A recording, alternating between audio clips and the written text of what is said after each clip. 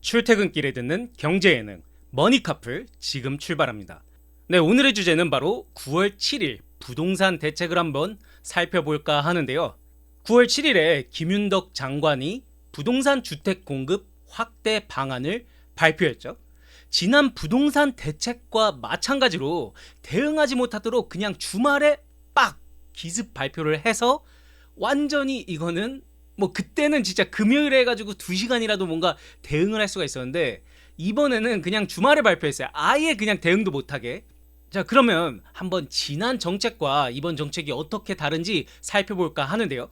지난 정책도 굉장히 빡셌어요. 진짜 말도 안 되는, 그냥 여기 보시면은 현행 없음 다 없죠. 그러니까 없는 거를 만든 거예요. 그만큼 엄청 빡센 정책이었단 말이죠.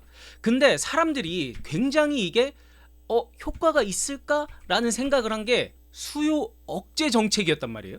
그러니까 수요만 억제하려고 하는 정책이고 공급은 없기 때문에 실패할 거다라는 그런 의견이 좀 지배적이었던 것 같아요. 자, 그래서 이제 정부에서도 좀 어느 정도 한두 달 정도 시간이 지났으니까 그래, 한번 보자, 이제 실패했는지 안 했는지. 그래서 한번 조사를 했어요. 보면은 이게 이번에 정부가 발표한 건데 주간 아파트 매매 가격 지수 변동률 해서 전국, 요 파란색이 요 전국이고 이게 수도권, 그리고 요게 지방이에요. 보면은 서울 아파트 매매 가격 상승률은 6월 27일 대책 발표 이후 상승폭이 축소되고 있으나 소폭의 상승세를 유지 중이다. 이게 6월 27일에 딱 발표한 거죠. 발표하자마자 미친 듯이 내려가긴 했어요. 그쵸? 확실히 효과는 있었다. 상승폭이 굉장히 많이 축소됐지만 어쨌든 상승은 하고 있었다. 근데 심지어 8월 4일 되니까 이게 소폭 올라갔다 라는 의견을 밝힌 거죠. 주간 아파트 매매 가격 변동률 보면은 지방 같은 경우는 이게 노란색 지방인데 지방은 계속 이렇게 해서 마이너스, 평균적으로 마이너스 0.02. 근데 서울 같은 경우는 0.32, 0.43 계속 이렇게 툭툭 튀어 오르는 거 보이시죠? 그래서 0.08 이렇게 되니까 서울은 계속 올라가고 지방은 뭐 조금씩 떨어지고 하면서 완전히 양극화가 심화되었다라고 정부는 판단을 한 것 같습니다. 그래서 이번에 발표한 거를 조금 더 살펴보면은 비아파트 경우에는 전세 사기가 굉장히 확산되었고 그로 인해서 아파트 수요 쏠림 현상이 일어났다. 그로 인해 수도권 비아파트 착공 실적이 굉장히 급감하였다. 그리고 공공주택 부분을 보면은 LH 철근 누락 사태가 있었죠. 그 주차장 막 무너지고. 그러니까 이러다 보니까 수도권 공공부문 착공 실적이 더욱 크게 감소한 거예요. 그러니까 10년 평균으로 보면은 대략 6.9만 호를 지었는데 최근에 보면은 4.6, 1.9, 1.4 굉장히 안 좋죠. 비아파트 착공도. 그리고 공공주택도 보면은 10년 평균으로 보면 4.7인데 최근에 2.1, 1.4, 2.8. 그러니까 정부가 판단할 때 공급이 확실히 부족한 것 같다라고 판단을 한 것 같아요. 그래서 이번에는 단순히 수요 억제만 하는 게 아니라 공급 확대까지 하는 이런 투트랙 전략으로 가야겠다라고 판단을 했죠. 그래서 기존에 6월에 수요 억제를 했지만 한 번 더 강한 수요 억제 정책이 나왔어요. 대출 규제 강화, 전세대출 한도 축소, 다주택 임대사업자 대출 전면 금지, 토지거래 허가구역 확대, 부동산 범죄 대응 강화 이렇게 했고 공급 확대는 그냥 가장 중요한 게 수도권 135만 가구 공급이에요.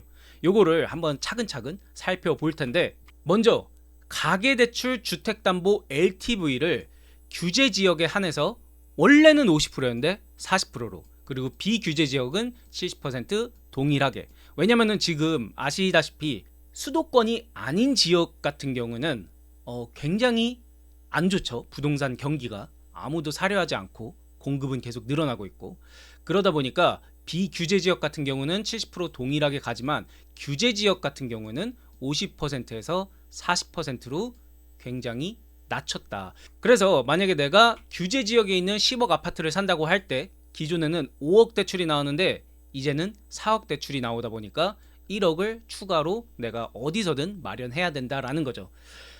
근데 사실 이게 저는 의미가 없다고 생각하는 게 현재로서는 자, 규제 지역을 보면은 강남, 서초, 송파, 용산이에요. 여기 이 아파트들 공통점이 뭐다? 평균적으로 아파트 값이 20억이다.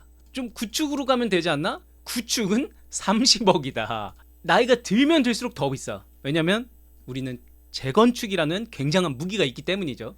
그래서 20억인데 그럼 20억 아파트 기존 10억 대출이 나왔다고 하면은 8억 대출로 줄어드는 거잖아요. 근데 옛날 6월에 나온 거 보면은 주담대 최대 한도는 어차피 6억 원이에요. 어차피 6억 원. 그렇기 때문에 10억 원이든 8억 원이든 다 의미가 없어요. 무조건 20억이 넘는 아파트들은 무조건 6억밖에 안 나온다 이거죠. 그래서 현재로서는 규제 지역에서 50%에서 40%로 내리는 게 무슨 의미가 있냐라는 말씀을 좀 드리고 싶고, 뭐 앞으로 이게 조금씩 확대된다고는 하더라고요. 그리고 또 하나, 1주택자 전세대출 한도를 축소를 했어요. 그러니까 만약에 여러분들이 유주택자다, SGI 서울보증 같은 경우는 2억까지 나오는데 이거 어떤 데는 3억, 어떤 데는 2억 5천, 어떤 데는 2억. 그러니까 야 그냥 통일해, 안 되겠다, 야 너네 통일해라. 그래서 수도권과 규제 지역은 무조건 2억밖에 안 나와요, 만약에 1주택자라면 말이죠. 그러니까 정부 설명은 이거예요. 야 1주택자들은 어차피 집이 있으니까 전세대출 줄여도 자기 자산 활용 여지가 있고, 전세대출은 DSR 규제도 없어가지고 갭 투자 등에 악용될 소지가 있다. 쉽게 말하면 내가 성남에 집을 샀어요. 근데 직장이 저기 마포로 옮겨지게 된 거야. 어떻게 하다 보니까 너무 멀어서 이사를 가야 돼. 근데 내가 전세대출 받아서 가려고 하는데 이때 정부는 오케이, 그럼 우리가 2억까지는 땡겨줄게. 근데 여기가 아파트 값이 너무 비싸, 전세도. 그래서 2억 갖고는 절대 안 돼 라고 하면은, 그러면은 야 너 여기 아파트 있잖아, 이거 팔아서 가 라고 정부가 말을 하는 거죠. 그게 바로 이제 자산 활용 여지가 있다라는 뜻이고, 이 제도를 통해서 이제 정부는 조금이라도 갭 투자하지 마 라는 그런 경고를 보내고 있는 거나 마찬가지겠죠. 자, 그리고 또 하나, 이건 굉장히 큰 것 같은데, 다주택 임대업자 대출 차단입니다. 그러니까 주택매매 임대사업자들은 주택담보대출 원래는 규제 지역은 30%, 비규제 지역은 60%까지 대출이 나왔어요. 근데 이거를 완전 전면 무효, 빵프로, 수도권 빵프로. 근데 지방은 60%로 유지해줍니다. 왜냐면 계속 말씀드리지만 지방은 부동산 그 생태가 좀 안 좋기 때문이죠. 근데 30%에서 0%로 가는 거, 60%에서 0%로 가는 거는 좀 많이 크죠. 이거 진짜 사실 엄청난 그런 정책이거든요. 그러니까 뭔가 6월에 개인 수요를 억제하기 위해서 이런저런 정책을 놨더니, 아니 이것들이 법인을 해가지고 주택담보를 받네 이제는. 야 이거 막어 해가지고 이것도 아예 못하게 만들어 버린 거예요. 근데 당연히 이 예외는 있습니다. 먼저 신규 건설 주택을 담보로 최초로 취급하는 주택매매 임대사업자는 대출이 가능하고, 공익법인이 주택매매 임대업을 하는 경우도 가능합니다. 공익법인. 그리고 임차보증금 반환 목적의 대출도 가능하다고 해요. 그 이외에 뭐 등등 여러 가지가 있지만 요거는 좀 더 자세히 나중에 한번 살펴보시면 좋을 것 같고, 중요한 거는 그 이외에는 완전히 0%라는 것. 그러니까 이거 굉장히 크죠. 그리고 또 하나, 토지거래 허가구역 지정권을 강화한다 라는 거예요. 그러니까 쉽게 말해서 정부가 과열된 동네를 묶어서 집을 사고 팔 때 허락을 받아라 라고 하는 거죠. 현재로서는 서초구, 강남구, 송파구 이렇게 있죠. 원래는 평소에는 내가 내 집 사고 파는데 너한테 왜 허락을 받아? 이거예요. 당연히 그럴 수 있죠. 그런데 이 동네는 너무 과열이 심하다라는 거죠. 너무 과열이 심하면은 집값이 막 뛰니까 정부가 그거를 통제하겠다라고 말을 하는 거예요. 그래서 너가 만약에 이 동네에서 이제 집을 사고 팔려고 하면은 우리 허락 맡아라. 허락을 받아서 이게 진짜로 너가 사려고 하는 건지 검증받아. 이거예요. 너 여기 살 거면, 그러니까 살 거 live 할 거면 사, buy 하라는 거죠. 그러니까 살 때만, live 할 때만 buy를 할 수 있다라는 뜻이에요. 왜냐면 안 그러면은 자꾸 투기 세력들이 몰려가지고 이게 가격이 올라가고, 그렇게 해서 여기가 올라가면은 이외 지역들이 다시 합심해서 올라가기 시작하죠. 그래서 여기를 아예 통제하겠다라는 거예요. 근데 저같이 좀 무식한 사람들은 아니 토지 거래 허가 구역이라며, 토지, 내가 여기서 땅을 사는 게 아니고 아파트를 사는데 내가 왜 허락 맡아야 되지? 라는 생각을 하실 수도 있어요, 저 같은 사람이라면. 근데 아파트 살 때는 사실상 토지도 같이 산다는 개념이기 때문에 토지거래 허가 구역이라 그래서 토지가 아니라 실질적으로는 아파트를 혹은 주택을 의미한다라고 봐주시면 좋을 것 같고, 근데 왜 국토교통부 장관한테 허락을 맡아? 라고 생각하실 수 있어요. 왜냐면 기존에는 구청, 시청 같은 지방자치단체가 주로 허가구역을 지정했어요. 근데 이렇게 하다 보니까 지자체장들은 아무래도 표를 받아서 당선이 되는 거잖아요. 그러다 보니까 만약에 내가 여기를 지정한다? 그러면 주민들의 눈총을 받고, 그러면 표가 떡락을 하겠죠. 민심 떡락 이꼴 표가 떡락이니까 이거를 함부로 할 수 없고 소극적이라는 거예요. 그렇기 때문에 국토교통부 장관이 이걸 일임하겠다. 그리고 플러스로 집값은 지역 단위가 아니라 전국 단위로 움직여요. 아까 제가 말씀드린 것처럼 서초구, 강남구, 송파구가 일제히 상승한다? 그럼 여기만 상승하는 게 아니라 그 여파로 뭐 용산구, 광진구, 강동구 그 옆에도 상승하게 되고, 더 나아가서는 수도권, 경기도 수도권까지도 쫙 상승을 하게 되는 거죠. 그렇기 때문에 이게 만약에 뭐 구나 아니면 뭐 서울시 이렇게 따로따로 관리하다 보면은 토지거래 허가 구역으로 지정해가지고 이거를 잡아야 되는데 그 대응이 늦다 이거죠. 그래서 모든 것을 한 번에 총괄하고 있는 국토교통부 장관에게 이거를 권한을 주겠다라는 그런 의미가 있는 것 같습니다. 자, 여기까지가 바로 수요 억제 정책이었고, 그러면 이번에는 공급 정책에 대해서 한번 보려고 하는데, 공급 정책 간단합니다. 135만 가구 공급 작전이 135만, 미친 숫자죠. 그러니까 매년 분당이 새로 생긴다고 보시면 돼요. 매년 그냥 분당이 생기는 거야. 연평균 27만 가구가 총 5년 동안 해가지고 135만 가구를 공급을 하겠다라는 거죠. 이거를 들은 여러분들 무슨 생각하고 있는지 저는 알 수 있을 것 같은데, 이거죠. 이제 국토교통부에서 발표하는 거예요. 135만 가구를 공급해가지고 매년 신도시 하나를 하면서 하는데, 야 되겠냐? 되겠냐? 너 뭐 돼? 이거죠. 그러니까 이게 사실 이 숫자가 역대 이런 숫자가 없었거든요. 그래서 사람들이 이거는 말이 안 된다라고 생각을 하는 거예요. 그러니까 이게 말이 안 되는 숫자인 만큼 또 말이 안 되는 정책을 내놓기도 했어요. 그걸 이제 한번 봐볼 건데, 먼저 LH 직접 시행 강화예요. 그러니까 기존에는 LH가 택지 조성, 그러니까 땅 작업을 막 해요. 여기 사고 여기 사고 여기 사고 해가지고 이만큼 샀어 내가. 그런 다음에 부분 떼가지고 뭐 B1 구역, A1 구역 해가지고 민간 시공사에 팔아요. 뭐 현대라든지 아니면은 등등 많죠. 민간 시공사에 이 땅 작업한 거를 매각을 하는 거예요. 그럼 얘네들이 사서 여기에 아파트를 짓고, 그 다음에 최종적으로는 수익은 이 민간 시공사가 수익을 가져갔죠. 근데 이제 바뀌었어. LH가 야 이거는 내가 땅 작업, 원래 땅 작업이 개고생인 거 알죠? 이거 하나하나 다 만나가지고 계약해야 되고, 또 안 나간다는 사람 있으면 어떻게든 달래가지고 또 내보내야 되고, 그래도 안 되면은 막 어떻게든 뭐 법적으로 해야든, 뭐 당연히 뭐 불법적인 건 할 수 없으니까 뭐 잘 설득을 하든 해가지고 해야 되는데, 이게 진짜 빡세단 말이에요. 그러니까 고생은 내가 다 하고 아니 수익은 민간 시공사가 다 가져가네? 개빡치네? 이렇게 되는 거죠. 그래서 뭐 그렇게 됐다기보다는 뒤에서 또 말씀드리긴 할 건데, 그래서 이제 변경을 한 건데, LH가 택지 조성 동일해요. 땅 작업을 막 해요. 그 다음에 원래는 이거를 이렇게 전체 땅에서 일부분을 민간 시공사에 팔았는데, 그게 아니라 내가 시행한다. 야 배 아파서 안 되겠어, 내가 시행을 할게. 근데 여기서 중요한 거, 시행과 시공은 다른 겁니다. 시행은 프로젝트 관리, 그러니까 관리하는 거, 총괄하는 거고, 시공은 그러니까 건물을 짓는 거죠. 시행과 시공은 달라요.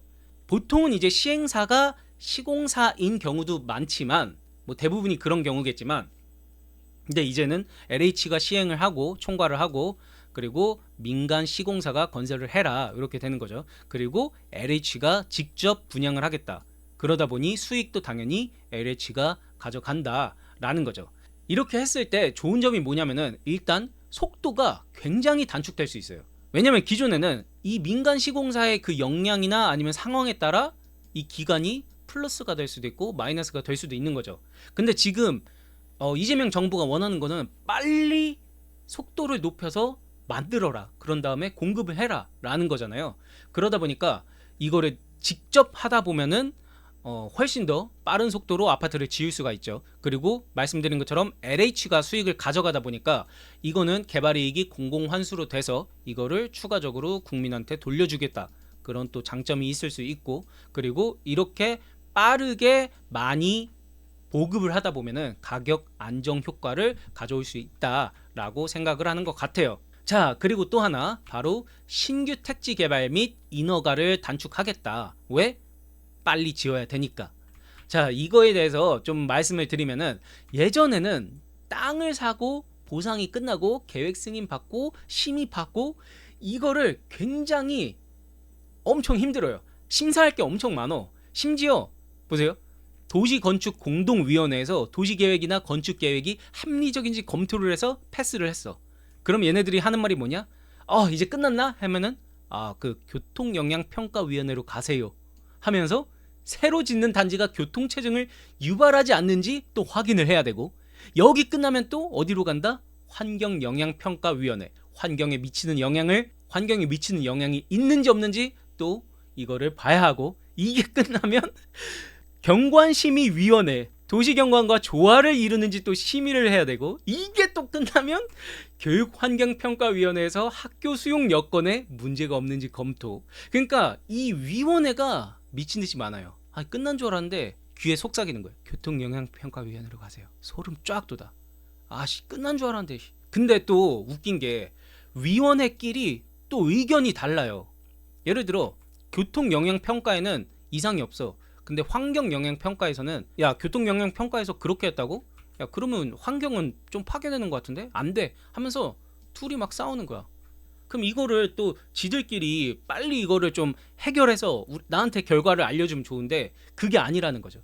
그러다 보니까 이게 처음에 시간이 엄청나게 오래 걸리는 거죠. 그러다 보니까 이제 시행사들은 이거 통합 좀 해라. 왜 맨날 내가 이렇게 너네 또 따로따로 만나야 되고 너네끼리 싸우고 이렇게 되는 거예요. 그죠? 그래서 이거를 엄청나게 단축을 하겠다 이건데, 먼저 동시에 처리. 예전에는 땅 보상 끝나고 계획 승인 받고 또 다른 심의 받고 이렇게 했는데 이거를 겹쳐서 순서대로가 아니라 그냥 동시에 진행할 수 있게 바꾸겠다. 그리고 심사는 한 번에. 원래는 위원회의 심의를 열어서 여러 번 받아야 했던 그 심의를 앞으로는 위원회들을 한 번에 모아서 한 번에 심사하겠다. 그러니까 그날 안에 쇼부 봐라 이런 거죠. 그리고 규제도 최대한 완화할 테니까 빨리 지어 라는 거죠. 그래서 이제 정부 발표에 의하면 기존에 이제 시작한 지구 같은 경우는 6개월 정도를 단축할 수 있고, 신규 지구 같은 경우는 1년 6개월을 단축할 수 있을 거라고 지금 보고 있는 것 같더라고요. 자, 그러면 이게 공급 정책의 이제 핵심 내용이었는데 이거에 대한 평가는 어떨까 한번 봐보면은, 일단 긍정적으로 바라보시는 분들은 집 걱정하지 마라. 우리가 확실하게 공급해줄게 라는 그런 강력한 정부 시그널을 받기 때문에 매수하려고 하는 사람도 잠시 홀딩할 수 있다. 그래? 이렇게까지 하는데 설마 말만 하겠어? 일단 사지 말고 기다리자 라고 생각할 수 있고, 그리고 규모도 135만 가구는 아까 말씀드린 것처럼 역대 최대 규모예요.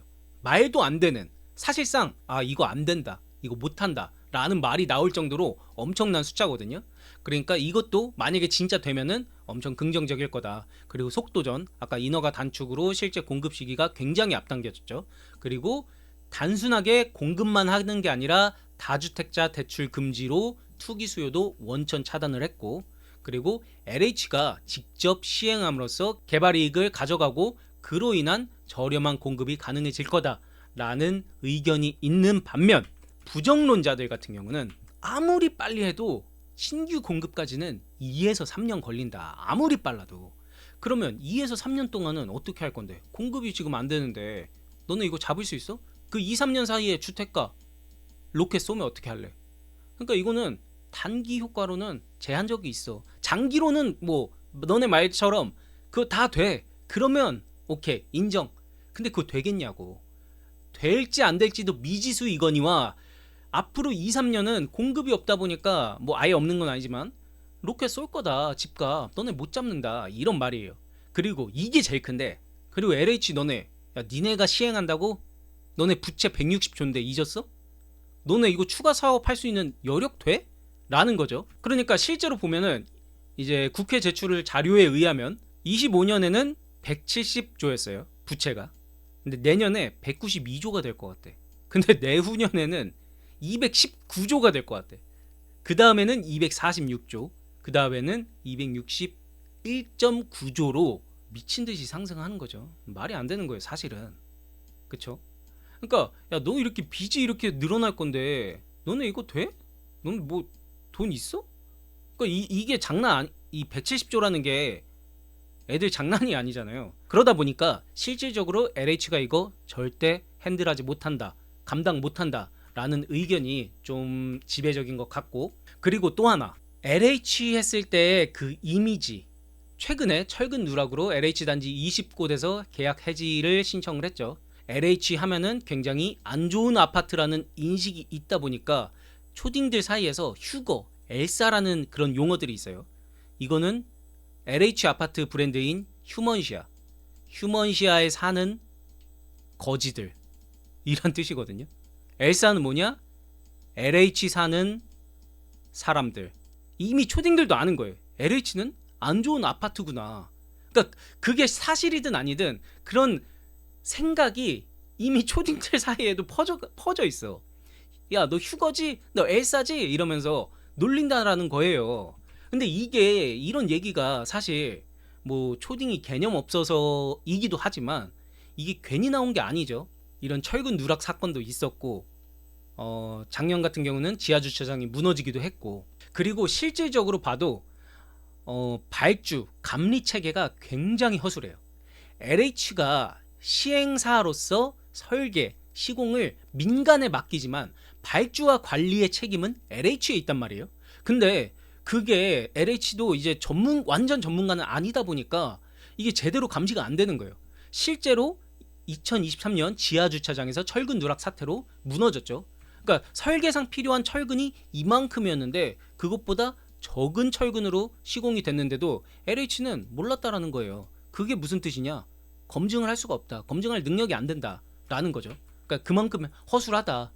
그리고 또 하나, LH는 아까도 보여드렸지만 부채가 이만큼 있어요. 그러다 보니까 어쩔 수 없이 비용 절감 압박을 할 수밖에 없어. 그래서 민간 시공사한테 맡기더라도, 예를 들어 푸르지오라고 해볼게요. 푸르지오는 원래 우리 아파트 만들 때 100억 써. 근데 LH가 말하는 거죠. 야 100억? 야, 미친 거 아니야? 너 내 빚 못 봤어?